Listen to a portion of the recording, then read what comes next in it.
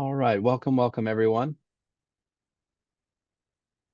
Welcome to the Financial Planning Program Info session here at GGU. My name is Luke Cowan. I'm an enrollment and admissions advisor here, and this is our program director. If you would like to introduce yourself. Hello, everyone. I am Sandra Davis. Greetings and welcome. I'm so glad that you are here. All right, so here at GGU, we've been serving students since 1901. We are located in downtown San Francisco. We were one of the first universities to offer flexible online programs tailored toward working adults. We have an alumni network of 70,000 plus alumni and professionals. And a big thing is our faculty here are professors who are leaders here in the Bay Area companies. And here you can learn both theory and practice that you can apply in the real world. And I will pass this on back to you, Sandra. Thank you, Luke. One of my favorite things about Golden Gate is that in addition to being a private nonprofit organization, university, we're WASC accredited, as you all well know, and we have small classes that include personalized instruction. And what's important about that is, in addition to understanding the theory, particularly in our field, but also every field here, every program here has the same attention to detail that you can expect from your professors. The average age of the students are 30. I did my undergrad here at 32. I did my graduate program here at 44. And I was in a class with mostly peers, right? People my age and mostly career changers. The nice part about that is that you're learning not only about the theory and the topic that you're learning, but you also learn how to be in the business that you are choosing to be in, either as an entrepreneur, which was my case, or joining firms. So you're often going to learn with and from people who are practicing in the field. So in addition to your professors being in the field, most of the time your peers in the courses will be as well. We've got year-round courses, 3 trimesters. So you can finish your degree or your certificate pretty quickly. Let's go on to the next slide, Luke. So I'm here to talk to you all about financial planning, which is the program that makes my heart beat fast. I did my undergrad here in management many decades ago, and now I'm the director of the program that I graduated from back in 2006. The financial planning certificate and the master's meets the requirement for the Certified Financial Planner board, right? So there's education requirements and then there's an experience requirement. This program meets the education requirement, allowing you to sit for the exam. One of the lovely things about this is you don't have to take a GMAT or a GRE to take this program. You can do it in less than 2 years. We have a very flexible way that you can take the program. We've got online, asynchronous, where you do everything on your own time, and most of your engagement is in the discussion topics with your colleagues and with your professor. And then there's hybrid, which 20% of the course you actually come to the Golden Gate campus. So you can get a little feel of that communication and that community in person as well. Our spring term is coming up. You see that. The early deadline is right around the corner. And I really encourage people when they're thinking about coming to go ahead and get the application in. Luke will talk more about that. But the reason that I say that is, number one, it is quick to do, but it also gets you in under that early deadline. And then as you gather what your resources are, learn more about the different aspects of the program, preparing for the program, you really know early in the timeline that you're going to go, you're going to get everything that you need to do about your FAFSA and all that stuff Luke will talk about. But doing this sooner rather than later if this is a program that you think that you're interested in. Let's go ahead into the next slide. These are the courses that you will take if you decide on a certificate or the MS in financial planning. So the top ones that you see, those top 6 courses, that is the introduction. That's a survey class. And that survey class is going to take you through the entire comprehensive financial planning program so that you understand everything that you need to know. Number one, to sit for the exam. Number two, to be able to do this for a living, right? Then what happens is you'll take either financial planning cases, which is going to take everything that you've learned in each course and help you put it all together and actually deliver a financial plan and get feedback not only from your peers in the course, but also from your professor. The practicum course is for right now, it is an in-person program that we're working on reinstituting for next year. But to be quite frank, so many people take this from around the country that most people take the FP 230, which is the cases course. So the main thing I want to say about this is 220 will take you through the entire financial planning life cycle. It's going to touch on every other course that you see here: investment management, retirement and employee benefits, risk and insurance planning, income tax, and then finally estate. We recommend that students follow this path to completion because it helps stack the learning. So by the time you get to cases, you really feel confident in how to actually build a financial plan. You also have an opportunity to learn about different software packages that financial planners use in our work. In addition to the required courses, those 21 units that you see there, there's also 9 electives. So what I encourage people to do when they're first starting out is take that intro. Say you're taking 2 classes. I say take that intro class and one other elective, and sprinkle your electives, right? Don't front load your electives. Sprinkle your electives throughout so that you really have time to dive deep into each one of the classes. That introduction class teaches you all of the overview, and then you're going to do a deep dive in each one of these areas when you take the individual courses. You also have the 3 electives that you can do things like, financial coaching. You can learn more about financial therapy. You can learn about different aspects of financial planning that you might find that you're interested in.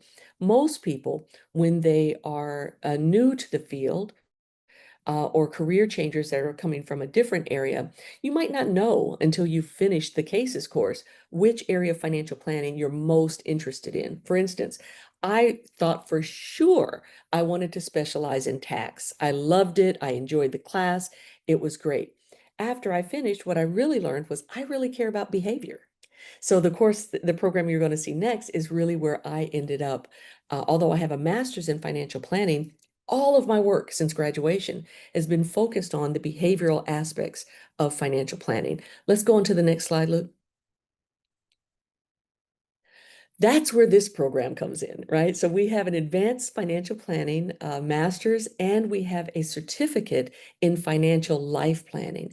The wonderful thing about this is it is designed for people who have already completed the educational requirements. So all of those classes that you just saw, you would have had to completed those already, and you're looking to deepen your expertise in either tax, estate planning, or financial life planning. And in each one of these programs, you're going to take courses that are specific to that. Again, the same applies. You can take it either asynchronous, do your work on your own time. Most of the professors in our program, although the course is online, like for instance, in my coaching class, we have optional live sessions. So if you want that engagement, you get an opportunity to do that as well. They're optional, so you don't, you're not penalized if you can't make it. And we record most of them so that you still get the benefit of hearing the live conversation if that's beneficial for you. Again, program length, you can complete in less than 2 years. The spring application deadlines, what I said before, applies here as well. Let's go ahead, Luke. So in addition to, so say for instance, if you decided to do an MS in financial planning, you're just doing the straight CFP board requirements, you can take your 3 electives and do a financial life planning certificate. So you can actually graduate with a master's in financial planning with a certificate in financial life planning. And so even if you're not doing the full-on advanced program, you can still get that life planning aspect if you wish. The 3 concentrations are estate planning, life, and tax. We do tax and estate in partnership with the Braden School of Tax, one of the most prominent accounting and tax programs in the country. And so you're going to be learning from the same caliber of professors in that program as you are in the financial planning program. Go ahead and let's go to the next one. This is the sweet spot. One of my very favorite things about financial planning is you get to help people navigate what's most important to them, right? Financial planning, we're not magicians, but what we do is really magical. And what that means is that as a financial professional, you're helping people navigate not only where they are in their lives. If you focus on life planning, you're also dealing with some of their historical reasons, their money stories, their money beliefs and behaviors, in helping them build a pathway to what's most important to them. How do we live well with our financial resources? What most people don't realize is that financial planning shows up in so many career paths. You can go into being a registered investment advisor where you're doing your own firm and working with financial planning clients. You can go into banking or wealth management. You can go into investment management. You can go the route I went, which is really working with clients that they might know better, right? They might know what to do and yet struggle to do what they know. The benefit of coming to Golden Gate is that we have a very strong presence in the field itself. So we have deep relationships with the Financial Planning Association, NAPFA, the CFP board, of course, and a large presence in the nonprofit and in the military communities.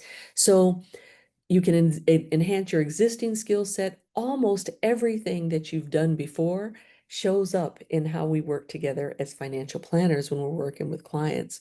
The connection that you build here, not only with your professors, but also with your peers, have the opportunity to get you connected in the field while you're still in the program. I encourage every student to benefit from the student rate for the Financial Planning Association membership. That's exactly how I got the traction and the recognition in the field that I did when I first started.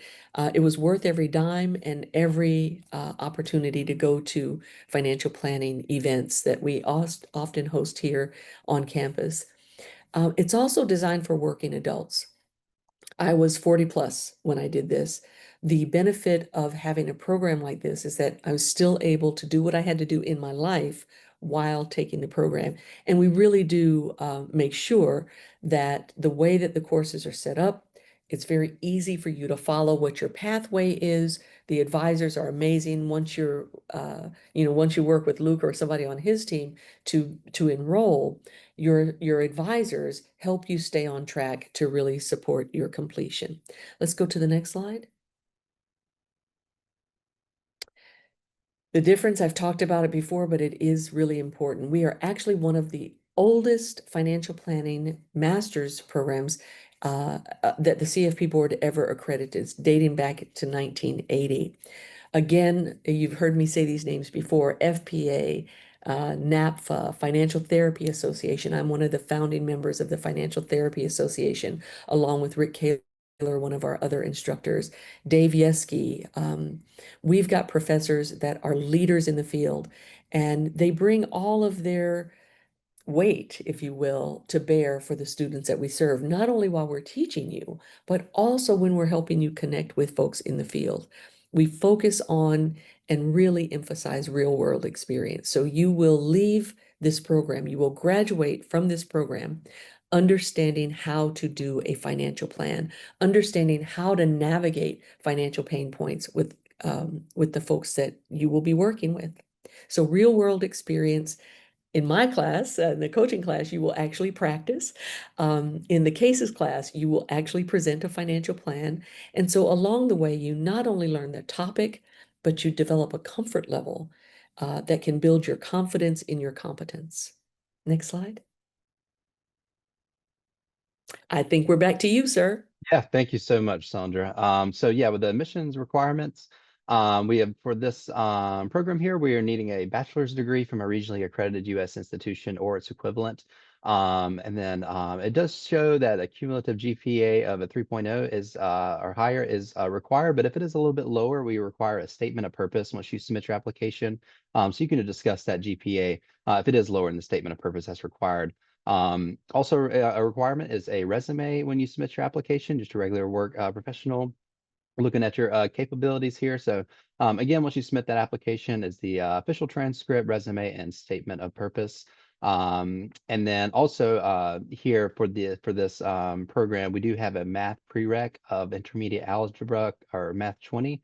If you have not previously completed this, you're able to test out of this through a system called Alex.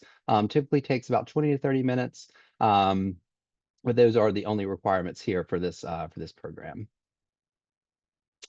And then for financial aid, we have our FAFSA code at the bottom right corner. That is 001205 if you are planning to fund the program with FAFSA.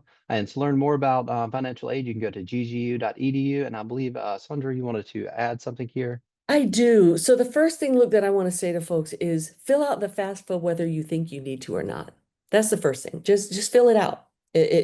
No harm, no foul. It can't hurt you to fill it out. And what it'll do is kind of help you know what's available. In addition to what you'll learn from Golden Gates Financial Aid, there are so many scholarships and programs for students, even career changers. A lot of times we think about scholarships as only being available to really young students or first-time college attendees.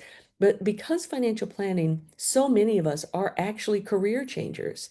There are scholarships from the CFP board, from each one of the professional organizations that I mentioned. And then or large institutions like Schwab Foundation offers funding for students who are enrolled in programs to attend conferences. So in addition to helping to offset some of the cost of the program itself, there are also supports for you to go to FPA, Financial Planning Association residency. I did that my first year in the out of the program after I graduated. It changed the trajectory of my career. And so, in addition to support for completing the program, there's all kinds of support to help you network with people, to help you grow your competency, to help you grow your understanding of the field. And so, it truly is. I know I'm a little biased, truly one of the best professions ever. And you get a lot of support. That's all I wanted to say. Look, commercial over. Thanks for coming to my TED Talk. Thank you. Okay, yeah. So for the next steps, I know it's been discussed before, but the spring application deadline, the early deadline is November 9th, and then the final deadline is December 14th, and that is for the spring term. I believe our summer and fall has already opened, so if you're interested in that as well, you can submit an application. And when submitting your application, typically takes within 10 minutes or so to complete that, but does need to be done in one sitting as you're not able to return back to the application once started, so just keep that in mind. Um, and then once that application has been submitted, you will receive a decision within 48 hours from an enrollment advisor. And then we also have the link to apply here at ggu.edu/apply. Yeah, thank you so much, Sandra. I was going to add here, we added this QR code and the link. Feel free to scan this if you would like to submit that application for the spring, summer, or fall term. And then once that application has been submitted, we'll be happy to help. Thank you guys for joining today. And if you have any questions, feel free to reach out.